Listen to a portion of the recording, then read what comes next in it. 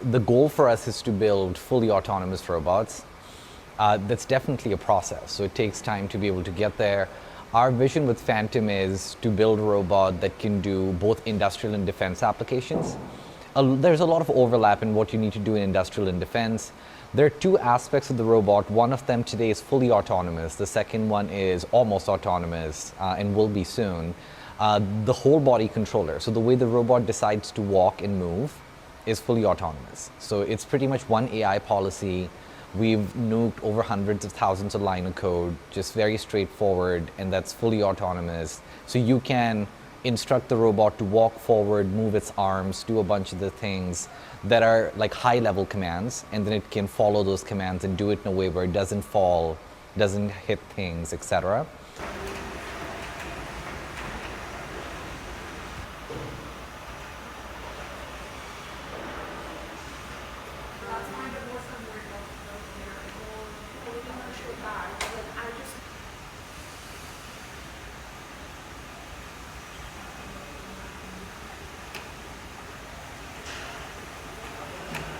The second big part of this is the world model. So being able to identify a task and do it fully autonomously. That's the stuff that we're currently doing active work on.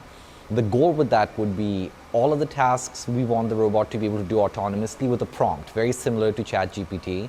You can just describe a task to the robot. If the robot has questions, it would seek confirmation and then autonomously execute on them.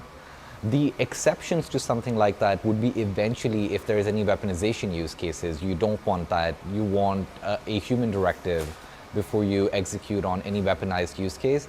But anything up till then, which is a lot of the pick and place and move tasks that are either needed in logistics or manufacturing, or even needed in like supply management in case of war scenarios or defense, you want them to be autonomous. That's what we're building the robot to do.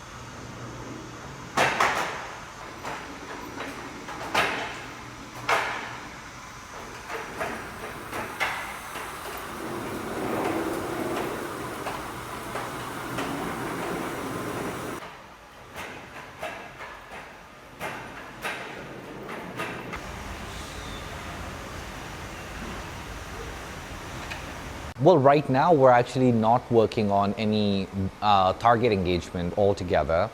Eventually, yes, we want the robots to also be able to identify targets and then also use weapons. We do not see a scenario in which it bypasses human directive, which is very similar to how all the other robots are deployed in defense contexts as well. Drones do not operate autonomously in terms of target elimination. There's a human directive involved, but they navigate themselves autonomously. They do target identification autonomously. That's the goal here as well. You want all those steps to become autonomous, but you still want a human in the loop as soon as it goes one step further.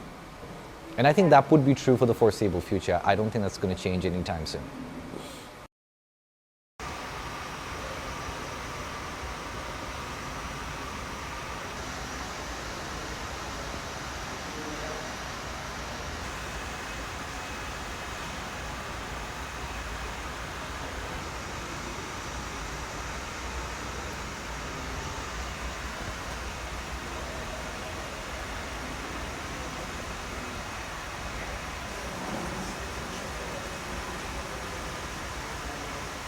So one, the robot does not require a continuous communication. So because the robot's autonomous, it has compute on board.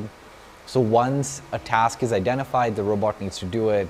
The robot isn't really like talking to any outside network to be able to do that task in itself. In situations where you would even have some kind of human intervention, the communication is very brief, right? So it's a yes or no command, and then by and large the robot works autonomously.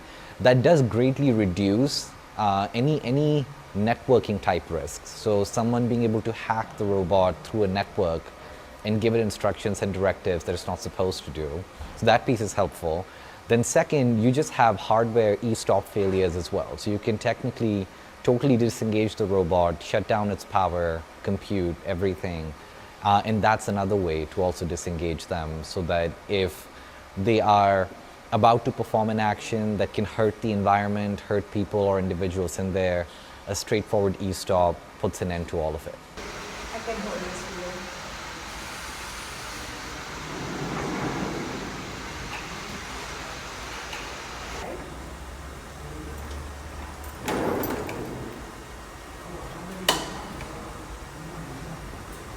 Yeah, this one is not coming down.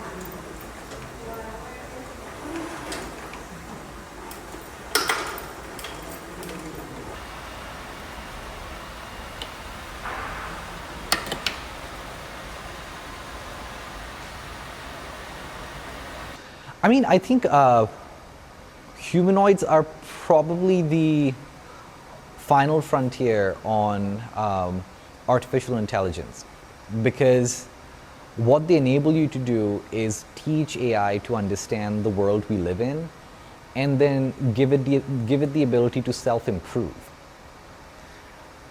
So I think we're in for a ride, because by definition that is like the biggest singularity, which is what happens when you have intelligence that by and large evolves independently of human input and can get better and better and better. And then the biggest risk is, does it get better to serve us or not?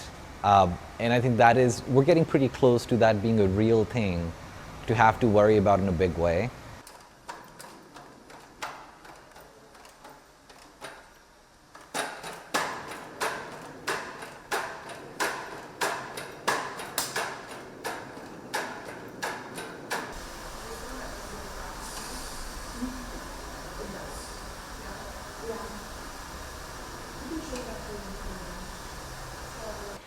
So right now what we're doing is building a second generation robot that we're going to unveil sometime April timeframe most likely.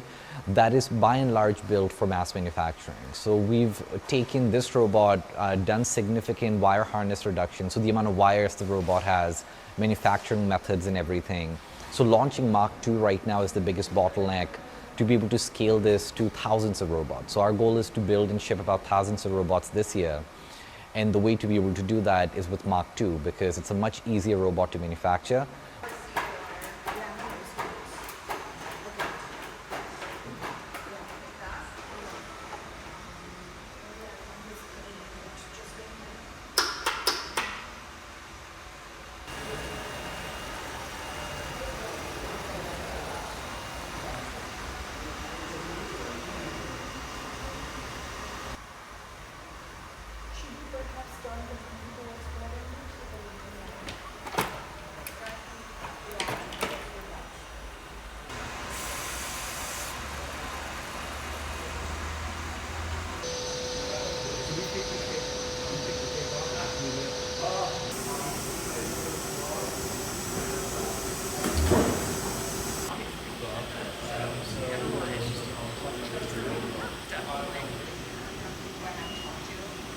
Okay, then it's in harnessing.